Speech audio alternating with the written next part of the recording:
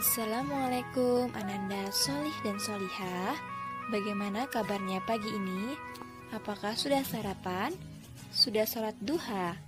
Sebelum belajar, marilah kita berdoa agar pembelajaran kita hari ini mendapat keberkahan dari Allah Subhanahu wa Ta'ala.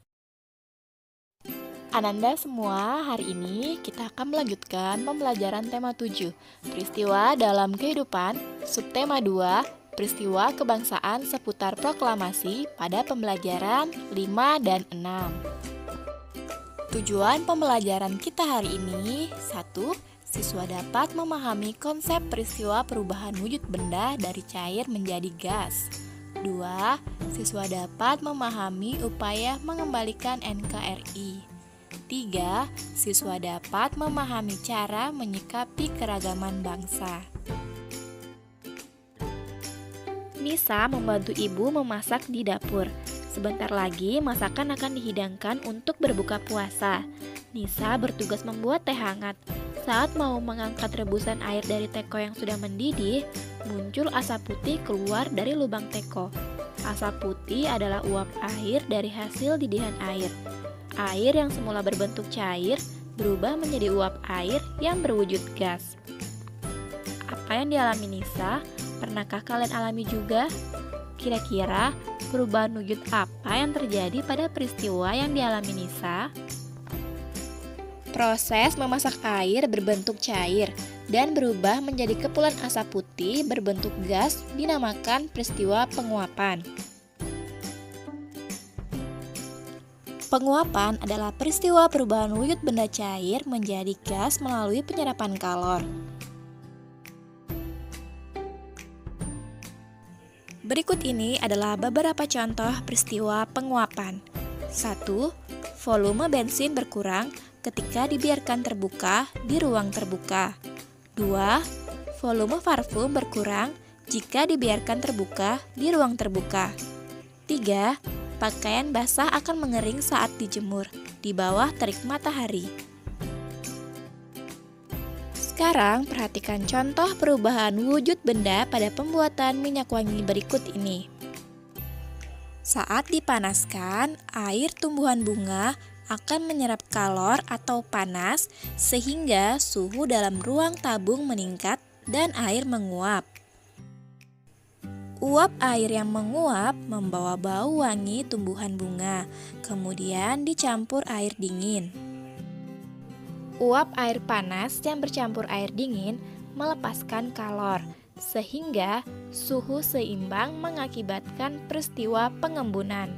Nah, hasil pengembunan tersebut menjadi minyak wangi. Bangsa Indonesia secara resmi telah memproklamasikan kemerdekaan tanggal 17 Agustus 1945. Namun, banyak bangsa asing seperti Belanda, Inggris, dan Jepang yang tidak setuju. Setelah bangsa Indonesia merdeka, tentara Belanda kembali datang dengan membonceng tentara Inggris. Kedatangan tentara Inggris ditentang oleh rakyat. Perlawanan terjadi di mana-mana.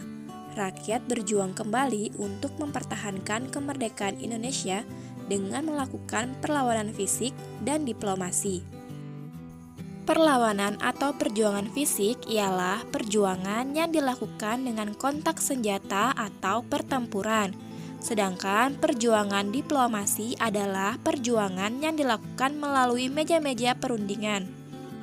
Berbagai perjuangan atau perlawanan fisik rakyat Indonesia yaitu Pertempuran 10 November 1945 di Surabaya. Pertempuran ini dipicu oleh tewasnya Jenderal Malabi, pimpinan sekutu. Pada pagi hari tanggal 10 November 1945, suasana kota Surabaya tampak tegang. Bung Tomo melalui siaran radio menyerukan kepada para pemuda Surabaya agar tetap semangat dan siaga.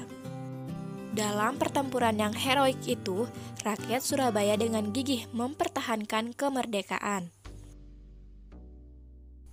Perlawanan selanjutnya adalah pertempuran Palagan Ambarawa. Pertempuran ini terjadi pada tanggal 15 Desember 1945 di Ambarawa, Jawa Tengah. Insiden ini bermula dari sekutu mempersenjatai tawanan yang sudah dibebaskan. Sekutu juga membebaskan orang-orang Belanda secara sepihak. Adapun tokoh yang terlibat dalam peristiwa ini adalah Kolonel Isdiman dan Kolonel Sudirman.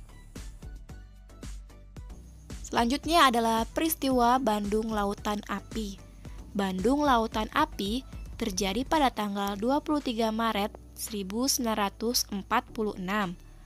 Insiden ini bermula dari ultimatum sekutu meminta senjata yang diperoleh dari tentara Jepang untuk diserahkan kepada sekutu. Namun rakyat Bandung menolaknya, bahkan membakar kota Bandung agar tidak dikuasai sekutu. Adapun tokoh yang terlibat antara lain Moh Toha, Abdul Haris Nasution, dan Suryadi Suryadharma. Perlawanan fisik selanjutnya adalah pertempuran Medan Area. Pertempuran Medan Area terjadi pada tanggal 10 Desember 1945 karena orang-orang Belanda menginjak-injak bendera merah putih. Adapun tokoh yang terkenal pada peristiwa ini adalah Ahmad Thohir. Lalu ada serangan umum 1 Maret 1949 di Yogyakarta. Peristiwa ini dipicu Belanda yang menduduki kota Yogyakarta dan mempropagandakan bahwa TNI telah hancur. Tokoh yang terlibat antara lain Letkol Soeharto dan Sultan Hamengkubuwono ke-9. Nah, Ananda yang sholih dan sholihah, selain berbagai perlawanan fisik tersebut, rakyat Indonesia juga melakukan perlawanan diplomasi dengan berbagai perundingan-perundingan sebagai berikut. Yang pertama ada perundingan Linggarjati. Perundingan ini diadakan pada tanggal 10 November 1946 di Linggarjati, Cirebon, Jawa Barat. Dalam perundingan ini, Indonesia diwakili oleh Sultan Syahrir dan Belanda diwakili oleh Profesor Schermerhorn.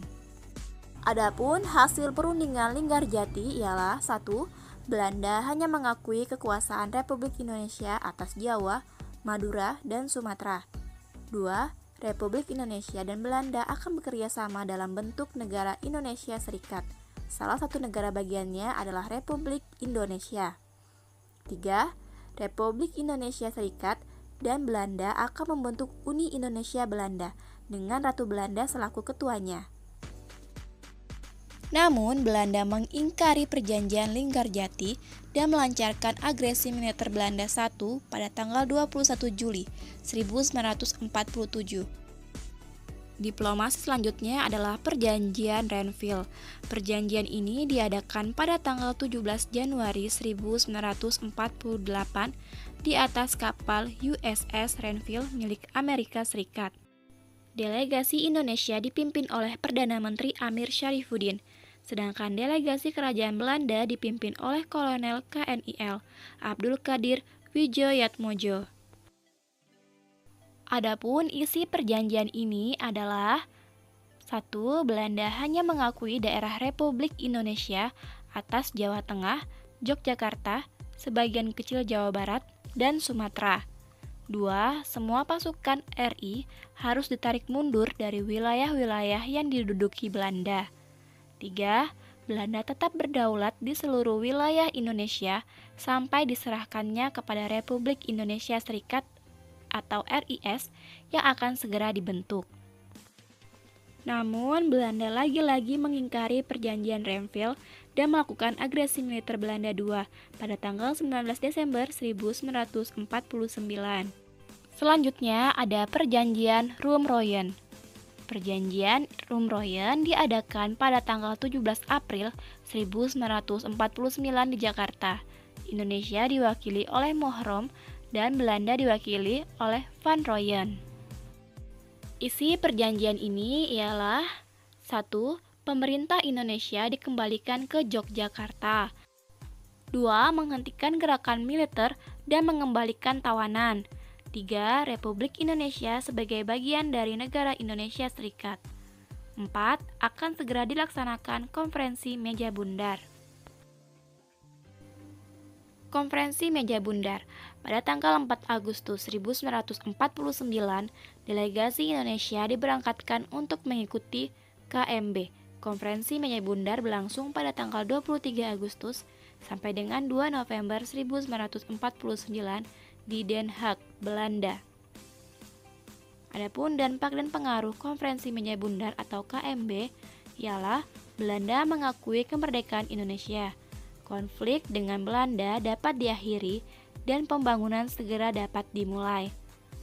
Irian Barat belum bisa diserahkan kepada Republik Indonesia Serikat. Bentuk negara serikat tidak sesuai dengan cita-cita proklamasi kemerdekaan Indonesia.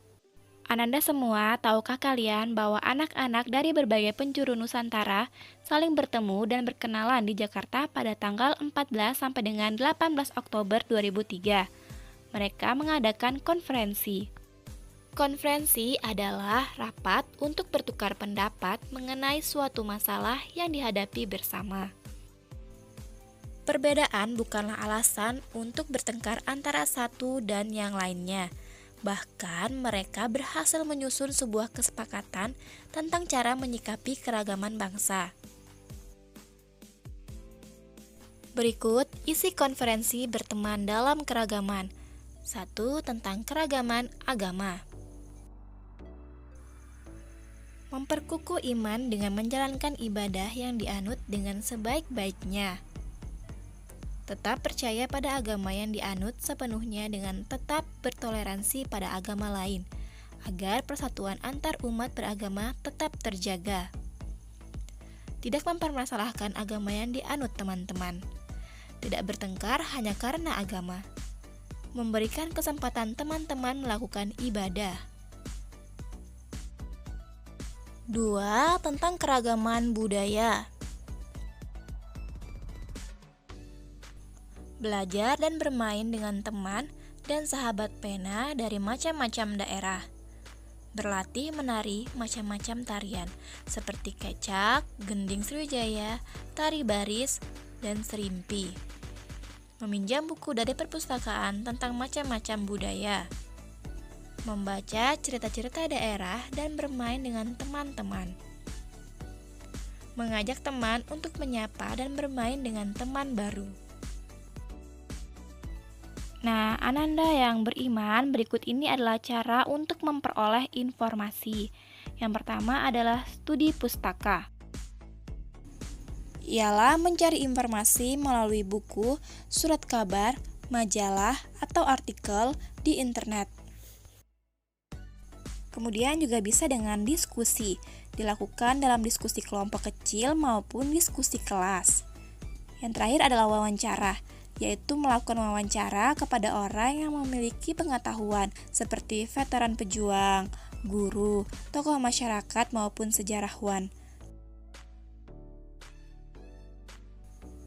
Nah, untuk menambah wawasan kalian semua, tugas hari ini ialah ayo membaca teks Upaya Mengembalikan Negara Kesatuan Republik Indonesia pada halaman 76.